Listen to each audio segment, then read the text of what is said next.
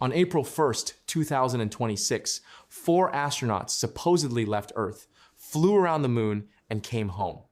NASA called it a triumph. The media called it historic. But what if I told you that date, April Fool's Day, wasn't a coincidence, but a confession? A subtle, mocking clue left in plain sight for those who know how to see the strings behind the puppet show. Welcome to the theater. The stage is the cosmos. The actors are heroes. The script is a lie. And you've been buying the ticket your entire life. But today, the curtain drops. This isn't just another NASA fake the moon landing video. That's child's play. We're going deeper. We're dissecting Artemis II not as a mission, but as a psychological operation, a multi-layered narrative weapon designed to reshape your reality. We'll examine the forensic anomalies, the financial incentives, the geopolitical chess moves, and the terrifying possibility that what we're witnessing isn't just a cover-up of failure, but a rehearsal for something far darker. Stick around. By the end of this, you won't just question a space mission, you'll question the nature of the reality they're selling you. Let's start with a simple, inconvenient truth. We have allegedly forgotten how to go to the moon. The Apollo program peaked in 1972. The Saturn V rocket, the machine that took us there, was decommissioned. The factories were scrapped. The engineers retired or died. 54 years later, NASA unveils the Space Launch System, or SLS. They call it the most powerful rocket ever built. But let's be forensic. The SLS is not a clean sheet design. It's a Frankenstein's monster of space shuttle parts, reused engines, refurbished boosters, ancient computer architecture. It's a bureaucratic rocket designed by committee to keep certain contractors on life support, nasa.gov. The Apollo program, in today's dollars, cost about $300 billion. Artemis is projected to cost over $100 billion, just to get back to where we already were. In an age where computing power has increased by a factor of billions, where private companies launch and land rockets routinely, why is the official taxpayer-funded return to the moon so staggeringly expensive, so delayed, and so archaic? First psychological trigger, the regression paradox. Human progress is supposed to be linear. Technology improves. This violates that fundamental belief. Your brain tries to reconcile it. The easiest answer? The initial achievement was not what it seemed. If we really did it before with less, doing it now with more should be trivial. The fact that it's not is the first crack in the edifice. Now, let's examine the live footage of Artemis II. We are told we live in the age of 8K, of flawless digital streaming. So analyze the transmissions from the Orion capsule. Angle 1, the uncanny valley of space. Watch the astronaut's eyes. In true microgravity, fluid pressure shifts cause subtle facial puffiness, known as puffy-faced bird-leg syndrome. In Apollo footage, it's distinct. In much of the Artemis II footage, the crew looks remarkably normal, too normal. Their hair rests a little too perfectly. There's a stiffness to their movement that suggests restraint harnesses, not weightlessness. Angle 2, the acoustic signature. Listen to the cabin audio. The constant, deafening roar of life support systems on the ISS is a hallmark of spaceflight. The Orion capsule, eerily quiet. Professionally sound mixed quiet. The kind of quiet you get in a soundproof studio, not a tin can hurtling through the radiation-soaked void. Angle 3, the light source. In several interior shots, the lighting is complex, multi-directional, and soft. In reality, the cabin would be lit by harsh, functional LEDs, creating sharp shadows. The flattering, cinematic lighting we see is the hallmark of studio production. But let's get darker. What if it's not even actors on a set? We have entered the era of synthetic reality. Mediocrumonde.com. Open source AI tools like Stable Diffusion and OpenAI's Sora can now generate hyper-realistic video of anything. A presidential speech that never happened. A battle in a war that doesn't exist. Why not a moon mission? What if Artemis II is the first full dress rehearsal for a post-truth space program? A program where missions are simulated by AI, costs are slashed, risks are eliminated, and the public is fed a perfectly curated, completely fictional narrative of exploration. The ultimate budget cut. No rockets, no risk, all reward. This is where they get you.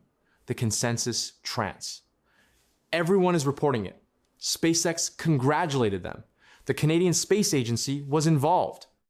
Let's dissect the ecosystem. 1. Mainstream media. They are distribution partners, not investigators. Their role is to amplify the official narrative. A skeptical question never leaves the editing room. 2. International partners, CSA, ESA. These agencies are stakeholders. Their funding and prestige are tied to the program's success. To call it fake is to destroy their own relevance. It's a mutual assurance pact. 3. Private space. Elon Musk needs NASA contracts. Billions of dollars in contracts. Publicly undermining your biggest customer is commercial suicide. A congratulatory tweet costs nothing and buys immense goodwill. Follow the money. The SLS is nicknamed the Senate Launch System for a reason. Its components are built across key congressional districts. It's a jobs program, a geopolitical symbol, and a black hole for taxpayer money. The incentive is not to succeed in space, but to succeed in maintaining the funding flow. A spectacular public failure would collapse the house of cards. A spectacular public success, is real or not, guarantees another decade of funding. Second psychological trigger, institutional inertia. You are conditioned to trust institutions. When they all speak in unison, your brain defaults to agreement. We are breaking that conditioning. We are teaching you to see the institution not as a truth teller, but as a self-perpetuating entity whose primary goal is its own survival. Now we arrive at the core. Assume Artemis II is a fabrication. The question becomes, why go through such an elaborate, risky charade? The answer is in the testing. Test 1, narrative control. Can we launch a global event, control every piece of data, every image, and shape a unified global perception? The answer with Artemis II appears to be yes. Media, government, academia, all in lockstep. Test 2, debunking infrastructure. Observe the response to skeptics. They're not engaged with evidence, they're pathologized. You're a flat earther. You're anti-science. You're crazy. This is not argument, it's social inoculation. It trains the populace to dismiss dissent automatically without thought. Test 3, the normalization of synthetic reality. If we can pass off a 10-day deep space mission as real using studios or AI, what else can we simulate? A pandemic? An alien encounter? A global catastrophe? Artemis II is a proof of concept for the ultimate tool of governance, the manufactured reality. Think of the power. If you can simulate a threat, you can justify any response. A war, a lockdown, a surrender of liberty. If you can simulate a salvation, a miraculous technological breakthrough, you can create limitless hope and compliance. The ultimate goal is not to fake going to the moon. The ultimate goal is to perfect the mechanism by which anything can be faked, and for that fiction to be embraced as truth. Artemis II is the beta test. Here's the most explosive conspiracy theory of all, the one that ties everything together. What if the original Apollo missions did go to the moon and found something? What if they encountered artifacts, structures, or evidence that was so paradigm-shattering, so theologically and scientifically disruptive, that a decision was made at the highest levels to seal it away, to create a cordon sanitaire around Earth's nearest neighbor? The Apollo program was abruptly canceled. We lost the technology. For decades, no human returns. Officially, it's too expensive, not a priority. But what if the curtain is slowly lifting? What if other nations, China, India, Russia, are getting too close to the truth with their own probes? The Artemis program, in this theory, is not about exploration. It's about possession. It's about the US-led establishment racing back to the moon to establish a legal and military foothold, to control the narrative and the territory before the secret gets out. Artemis II, then, is the first move in this cosmic chess game, a demonstration of capability to assert dominance. But if the capability is a bluff, that means the secret is so valuable, so dangerous, that fabricating an entire space program is preferable to letting others discover it. Final psychological trigger, the forbidden knowledge. This triggers the deepest human drive, curiosity about the taboo. The idea that truth is being hidden from you is the most powerful motivator of all. It makes you an active seeker, a decoder.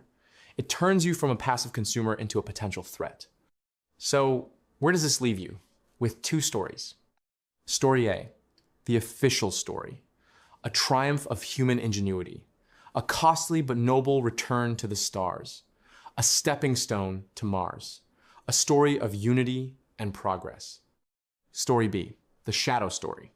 A theatrical production funded by your taxes. A testbed for social control through synthetic reality.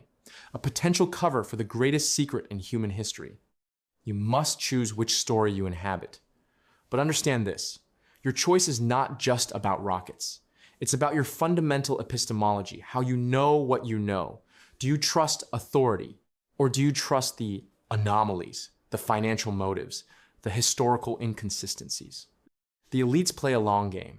They seed confusion, they control the language, they manufacture consensus. Your defense is not certainty, but perpetual, rational skepticism. Question the source. Follow the money. Analyze the forensics. Think for yourself. Artemis II is a mirror. What do you see when you look at it? A hopeful future? Or a warning from a present that is far more controlled than you've been led to believe? The mission is over. The real analysis is just beginning. Do your own research, draw your own conclusions, and most importantly, stay curious.